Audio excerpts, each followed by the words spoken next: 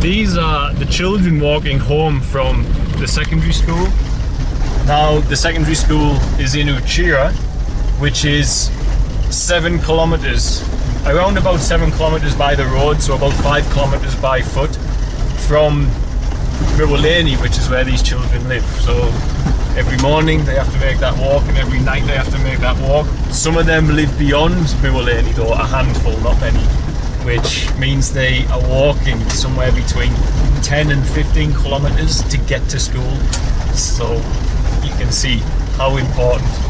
As a young boy said to me but 2 weeks ago, in Tanzania, education is everything.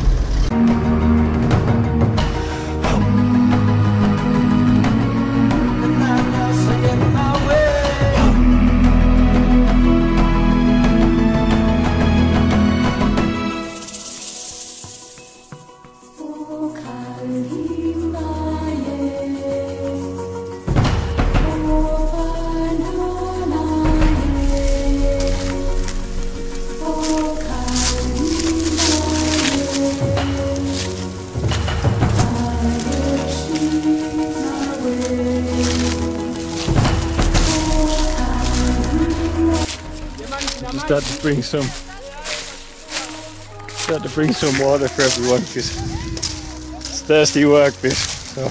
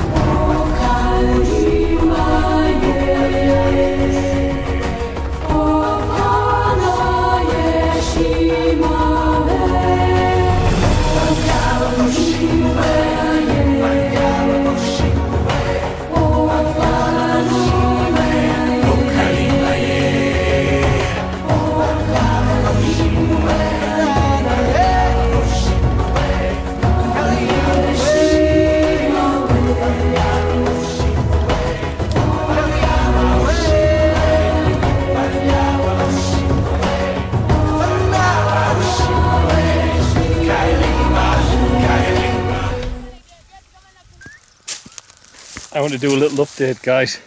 I didn't get a chance to vlog this, and I wish I had, but today was harvest day for our maize, and we're just at the end of a very long day.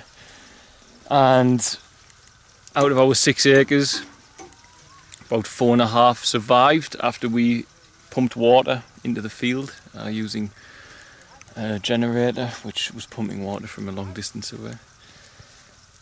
And our final product has been harvested, which I've got a piece here, hold on. And this is the final article. And this is our maize. I know it looks a lot like sweet corn, but the kernels are, you can hear that clicking on the car, they're really, really hard. And it's totally different to what you get back in the West, I know. So what we do with these from here, the guys they've just finished harvesting, the last piece has come off the plant. Now we collect them into sacks and into piles, and then we transport them up where we will dry them at the volunteer house.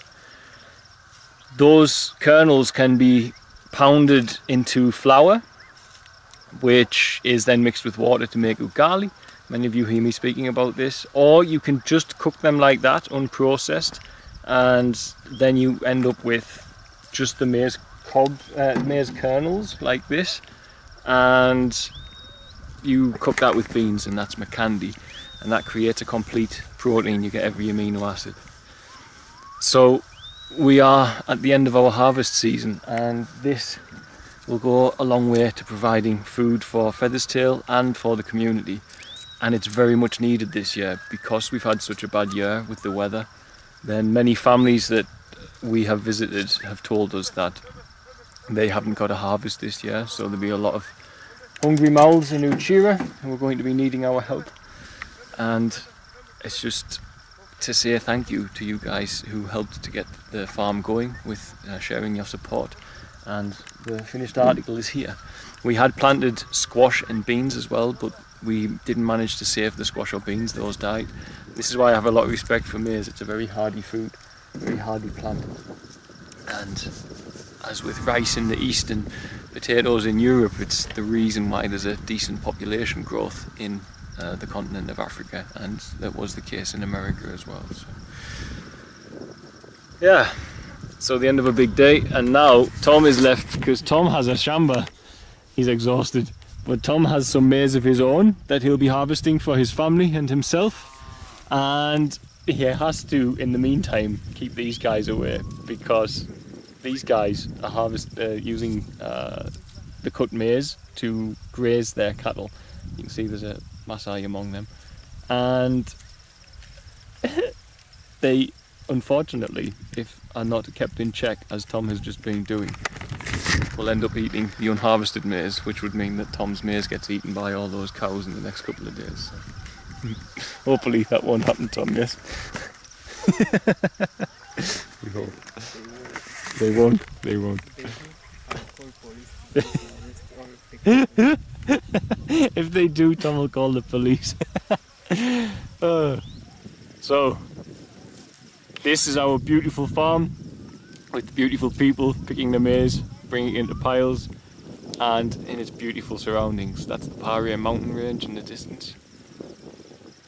So I might as well add in as well, by the way, these are the foothills of Mount Killy, and Mount Killy is hidden behind that cloud there. So really beautiful though. I think I will add that if you are one of the persons looking at volunteering with us and you are keen on permaculture, this is where you'll do part of your stay, is down on this part of our land that we are only renting for now. We hope to one day buy, and as well as our own vegetable garden up at the site and soon to be the food forest. It's a really beautiful place to do a day's work, it really is.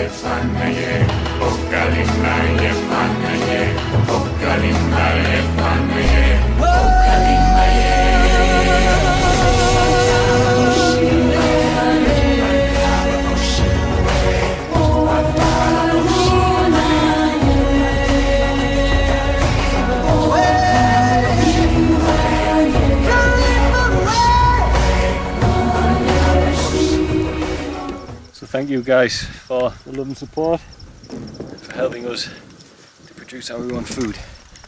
So it'll go to good use, as you all know. In fact, it was only yesterday we had a man with a disability and who suffers from epilepsy as well, who can't work, come to us to tell us that he was waiting on food and we hadn't delivered any because our storeroom had been emptied so quickly over the last few months from people going hungry due to the bad harvests, etc. So harvest time, it's done. Time for the next one.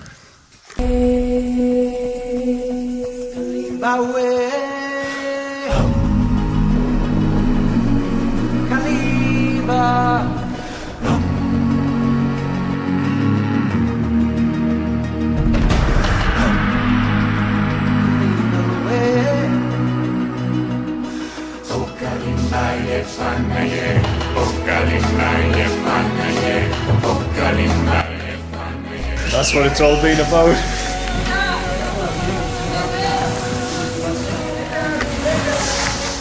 That's thousands of meals for hundreds of mouths. So.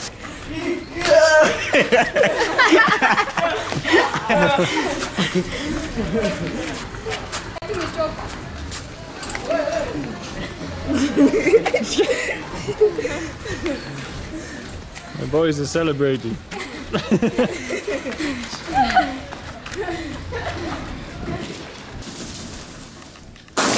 Now we just have to get all of this over here.